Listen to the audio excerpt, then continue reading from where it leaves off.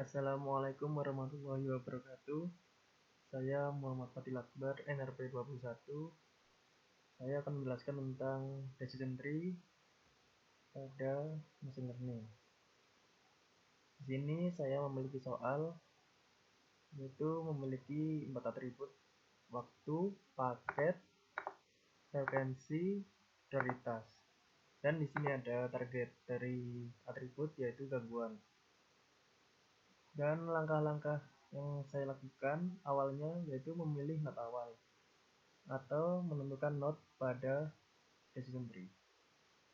Di sini terdapat 4 atribut, yaitu waktu, paket, frekuensi, dan prioritas. Maka saya buat 4 tabel, yaitu untuk node waktu, node paket, node prioritas, dan node frekuensi, di mana masing-masing atribut ini memiliki gangguan.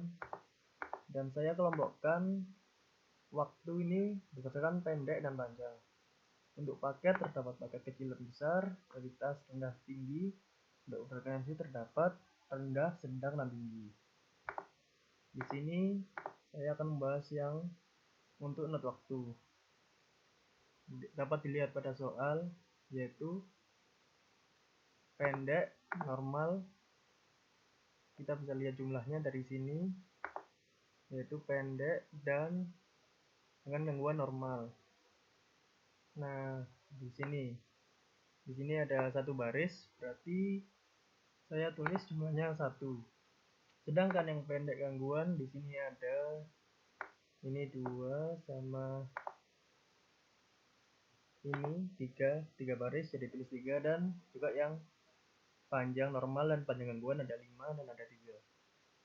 Setelah saya menentukan jumlah dari masing-masing atribut ini, maka selanjutnya saya menentukan Q1 dan Q2, di mana Q1 adalah waktu atau node waktu yang bernilai pendek, Q2 adalah waktu yang memiliki nilai panjang.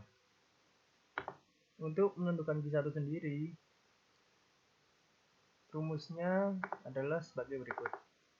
Nah, ini C7 yaitu adalah jumlah dari pendek normal. Jadi min 1 dibagi jumlah dari penjumlahan dari pendek normal dan pendek gangguan. Setelah min 1 dibagi 4, kemudian dikali dengan log jumlah dari pendek normal dibagi dengan penjumlahan dari pendek normal dan pendek gangguan, atau 1 dibagi 4. Kemudian setelah ini yang awal tadi sudah dijumlahkan, ketemu hasilnya, kemudian dikurangi dengan jumlah dari pendek gangguan dibagi dengan penjumlahan dari pendek normal ditambah pendek gangguan.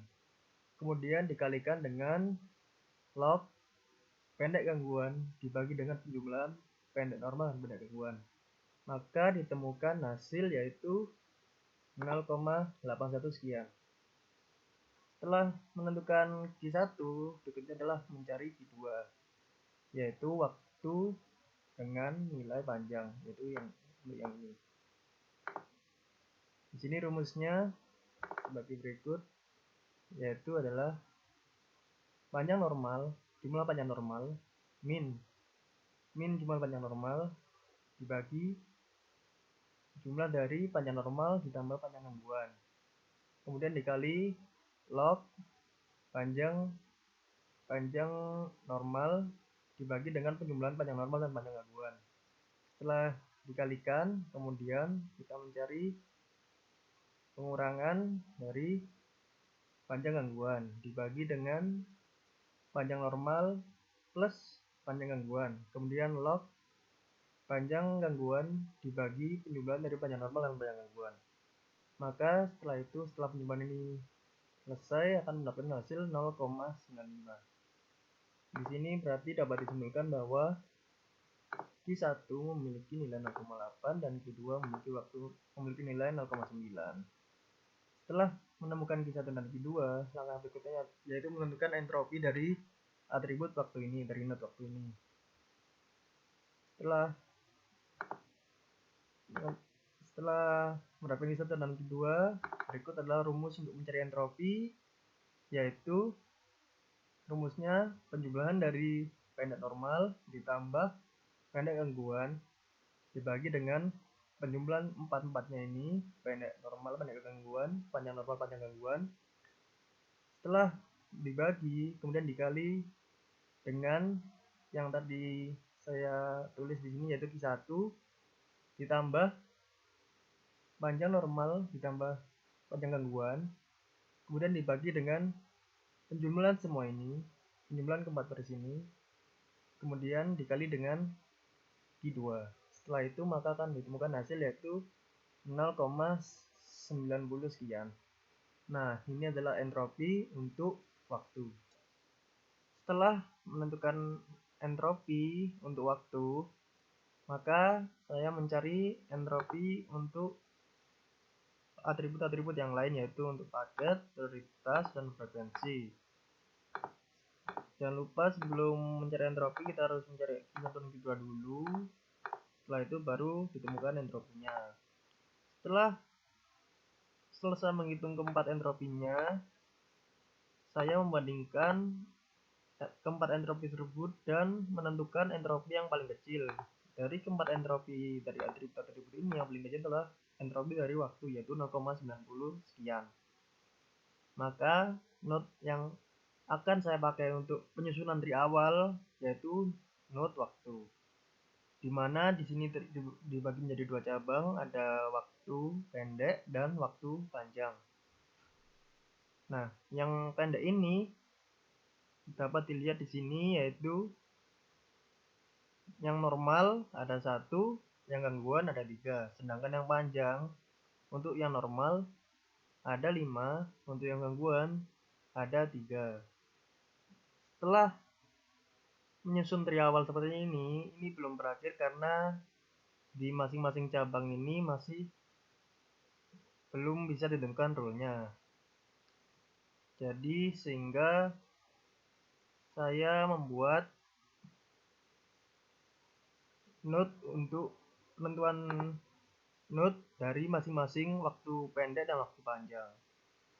Nah, di sini saya bagi dua, yaitu adalah menentukan waktu node pendek dan menentukan node pada waktu panjang. Saya mulai dari yang pendek dulu. Pendek dulu ini, karena tadi node waktu sudah saya masukkan ke penyusunan tree ini, maka atribut waktu atau node waktu sudah hilang dari tabel, sehingga hanya tersisa 3, yaitu paket, prioritas, dan frekuensi. Sama seperti langkah sebelumnya, setiap masing-masing atribut ini saya cari Q1 dan Q2 nya, kemudian saya cari entropinya. Setelah menemukan entropinya untuk setiap masing-masing atribut ini, saya bandingkan lagi dan mencari entropi dengan jumlah yang terkecil. Dari ketiga entropi ini yang jumlahnya terkecil yaitu yang frekuensi. Sehingga node berikutnya setelah node waktu yaitu adalah node frekuensi, di mana node frekuensi ini berada di cabang yang pendek. Nah, setelah itu kan di sini terdapat 3, yaitu rendah, sedang, dan atribut. Maka di sini akan terdapat 3 cabang, yaitu rendah, sedang, dan tinggi, di mana masing-masing ini memiliki nilai. Untuk frekuensi rendah yang normal jumlahnya 0. Untuk yang rendah gangguan jumlahnya 1, sehingga sudah dipastikan bahwa jika frekuensi rendah maka gangguan, karena jumlah dari rendah normal adalah 0. Untuk yang frekuensi sedang normalnya ada 1 dan gangguannya juga ada 1. Untuk yang frekuensi tinggi normalnya 0 dan frekuensi tinggi gangguan ada 1, sehingga sama seperti yang frekuensi rendah tadi. Untuk yang tinggi karena yang normal 0, jadi sudah pasti Untuk frekuensi tinggi adalah yang tinggi gangguan.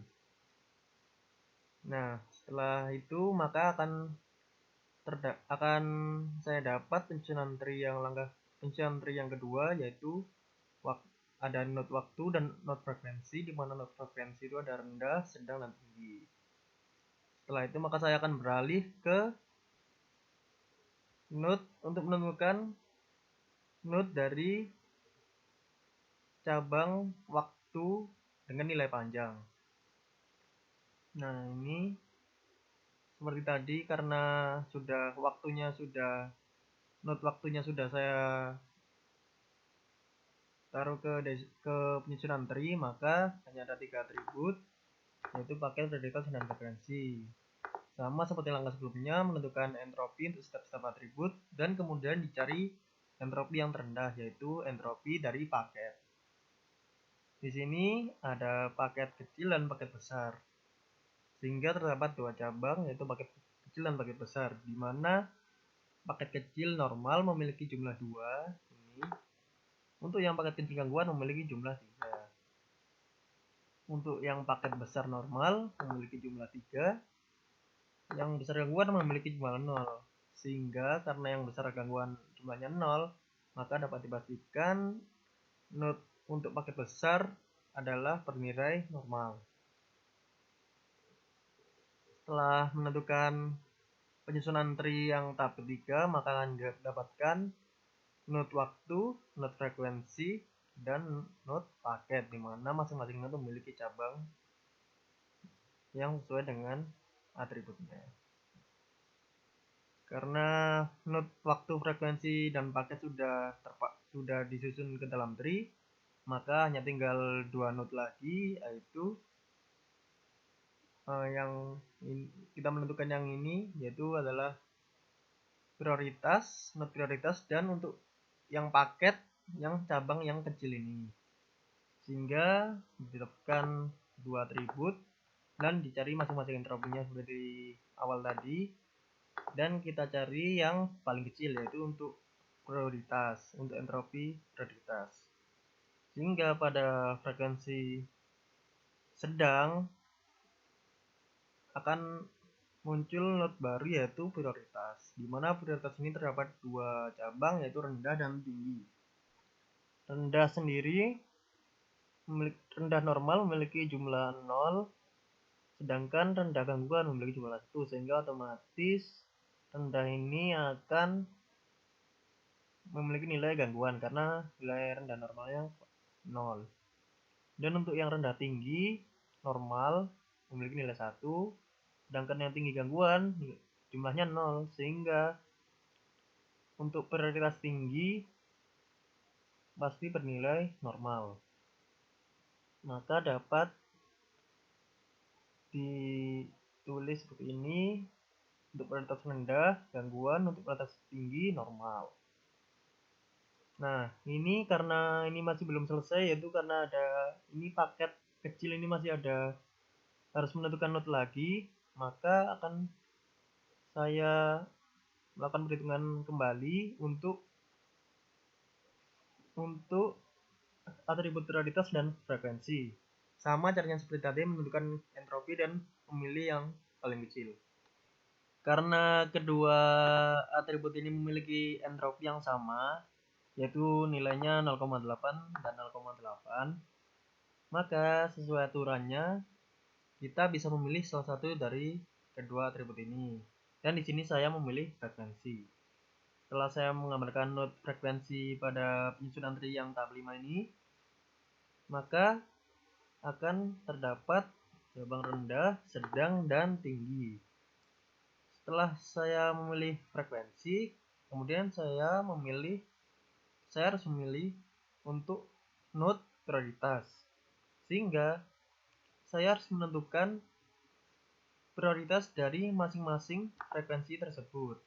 Di sini saya bagi menjadi 3, terbagi menjadi 3, yaitu untuk frekuensi dengan prioritas, frekuensi dengan frekuensi rendah, frekuensi sedang, dan frekuensi tinggi. Sehingga untuk frekuensi rendah terdapat data prioritas rendah normal 0, rendah gangguan 0, tinggi normal 0, dan tinggi gangguan 1, maka dapat digambarkan seperti ini, yaitu frekuensi rendah, prioritas, tinggi gangguan sama dengan 1. Nah, kemudian yaitu adalah frekuensi yang sedang.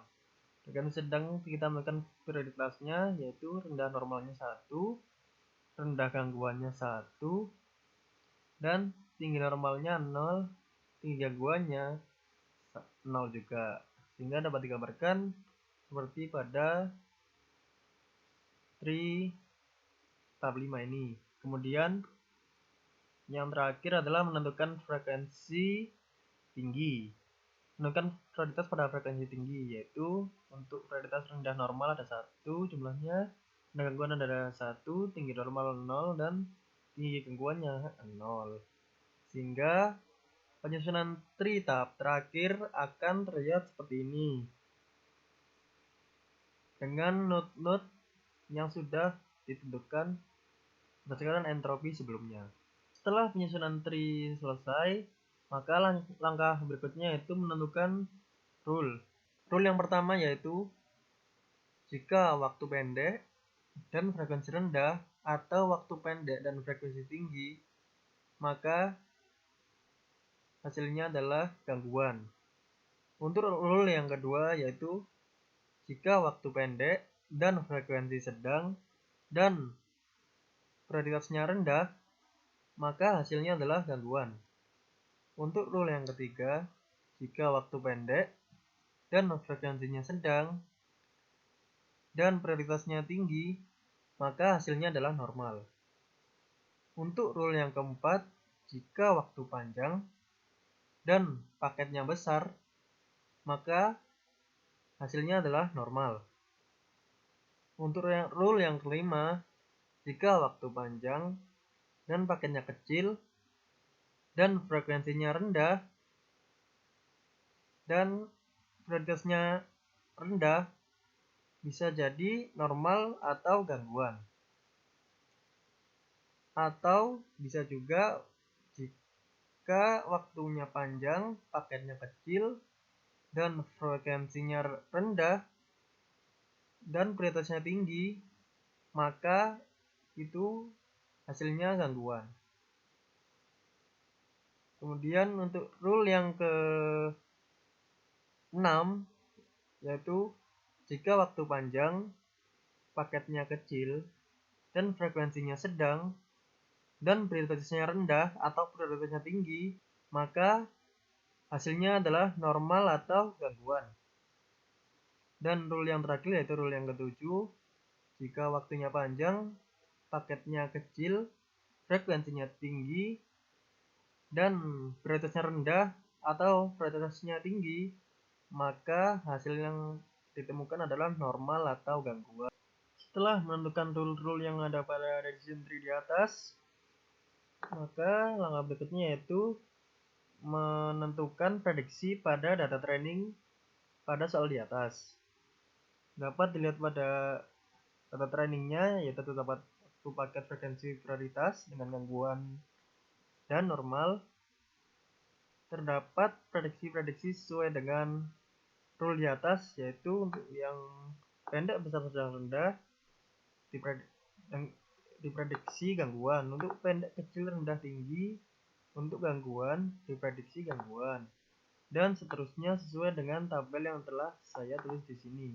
Nah, dari data di sini terdapat kesalahan atau error, yaitu pada baris yang panjang, kecil, tinggi, rendah terdapat gangguan, prediksinya gangguan, sedangkan pada data harusnya normal. Untuk yang baris waktu panjang, paket kecil, frekuensi rendah, dan prioritas tinggi, di mana harusnya gangguan, prediksinya normal. Dan juga yang lainnya terdapat 5 error atau 5 kesalahan pada prediksi menggunakan decision tree, sehingga dapat dihitung tingkat kesalahannya atau margin errornya, yaitu sebesar 41,67% dengan rumus perbandingan 5 dari 12 data yang ada. 5 kesalahan dari 12 data yang ada.